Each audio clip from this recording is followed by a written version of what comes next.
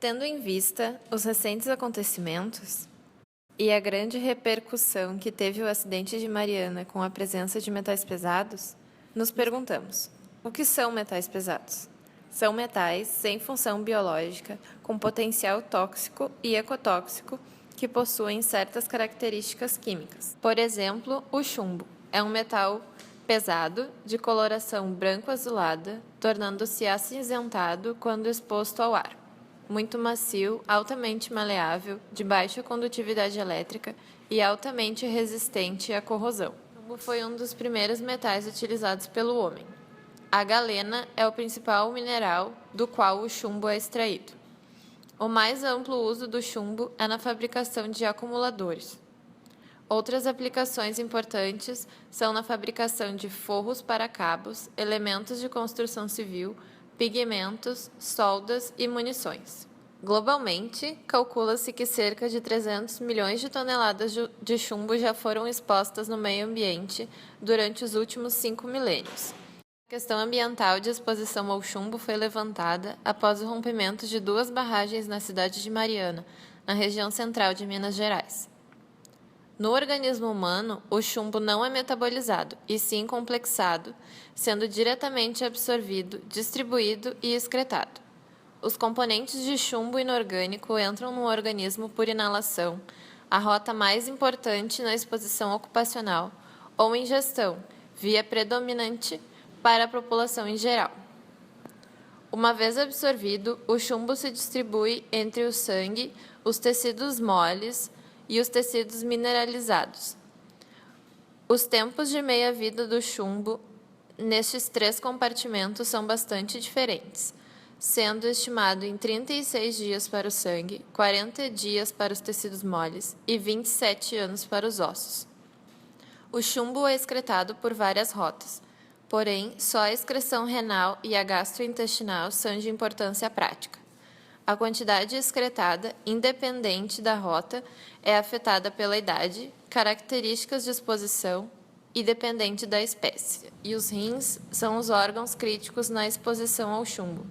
Alterações no sistema nervoso e desvios da síntese hêmica são considerados seus efeitos tóxicos.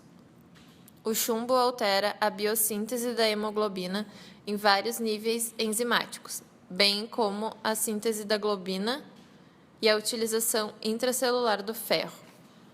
Saturnismo ou plumbismo refere-se à intoxicação por chumbo.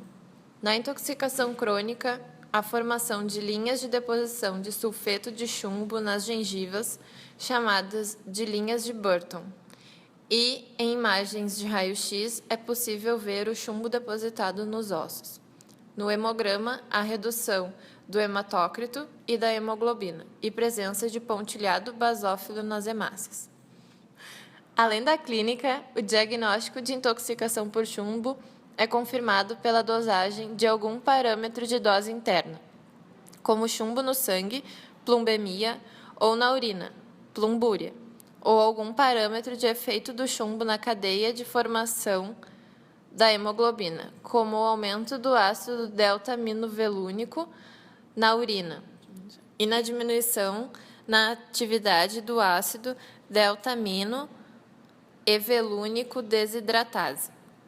Os quelantes mais eficazes na intoxicação por chumbo são o EDTA por via parenteral e o DMSA por via oral. O arsênio trata-se de um metalóide, ou seja, possui propriedades de metais e ametais. A forma mais encontrada na natureza é a inorgânica, combinada com outros elementos químicos como cloro, oxigênio e enxofre.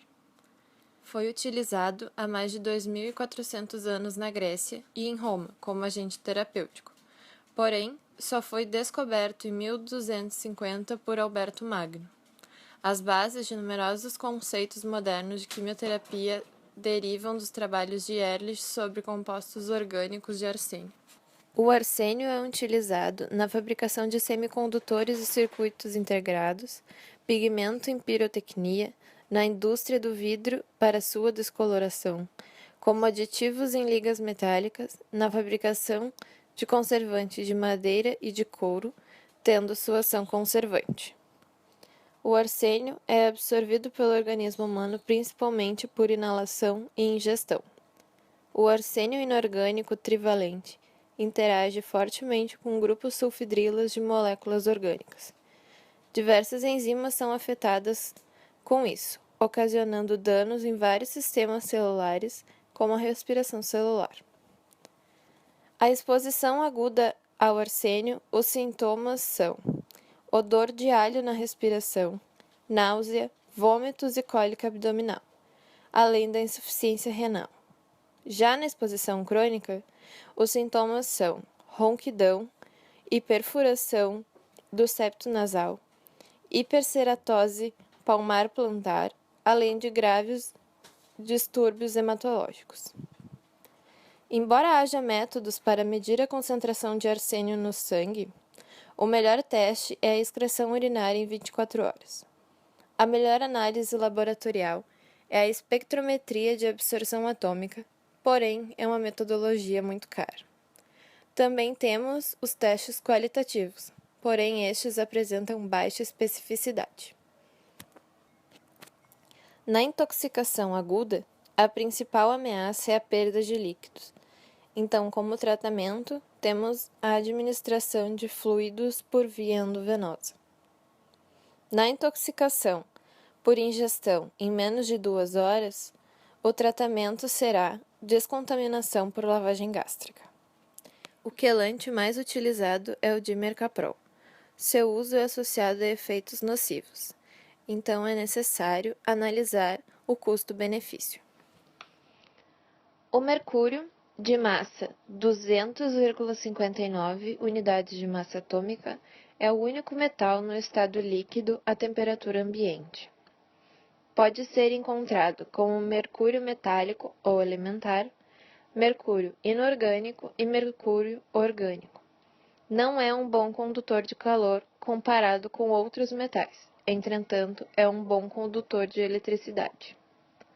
Quando a temperatura é aumentada, transforma-se em vapores tóxicos e corrosivos, mais densos que o ar. O mercúrio foi um dos primeiros elementos estudados. Na pré-história, o cinábrio, principal fonte de mercúrio, era usado para fazer desenhos nas cavernas e como conservante em túmulos egípcios. Na Idade Média, usava-se em cremes cutâneos para o tratamento de infecções, especialmente no tratamento de sífilis. Nos séculos XVIII e XIX, começou a ser usado como diurético e agente antisséptico.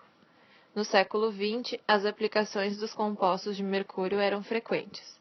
Era amplamente utilizado na indústria, agricultura e medicina.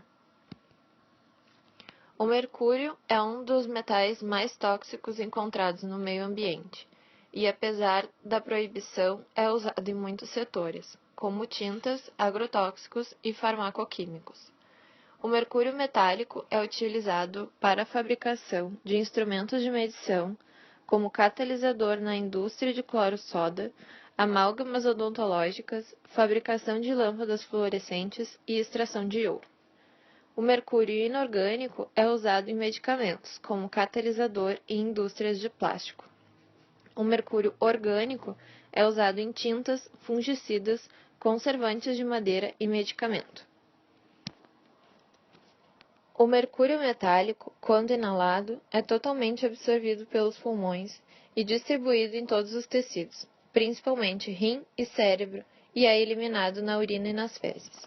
O mercúrio orgânico é absorvido pela via digestiva, distribuído em todos os tecidos, principalmente para o sistema nervoso central e eliminado pela bile.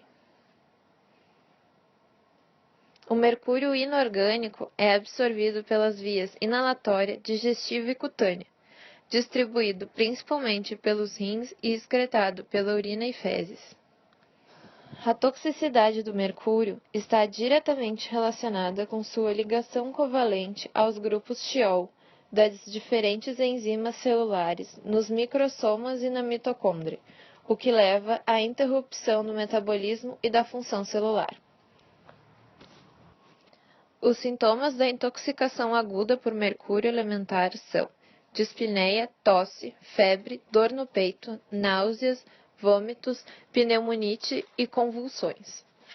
Por mercúrio inorgânico são ataxia, tremores, dificuldade visual e auditiva, coma e morte. E por mercúrio inorgânico são corrosão e necrose da mucosa do trato gastrointestinal, dor abdominal, diarreia e vômitos. Os sintomas da intoxicação crônica por mercúrio metálico são ataxia, tremores, eretismo, salivação excessiva. Por mercúrio orgânico são ataxia, tremores, dificuldade visual e auditiva, coma e morte.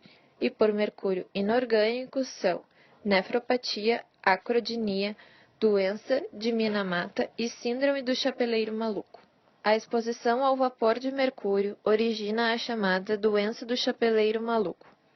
Na Inglaterra, no início do século XX, os fabricantes de chapéu ficavam expostos aos vapores tóxicos do mercúrio, utilizado no processo de filtração.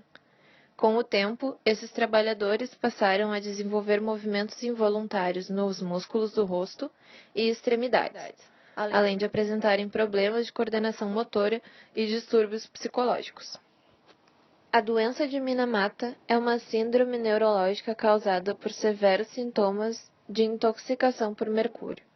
Os sintomas incluem distúrbios sensoriais nas mãos e pés, danos à visão e audição, fraqueza e, em casos extremos, paralisia e morte.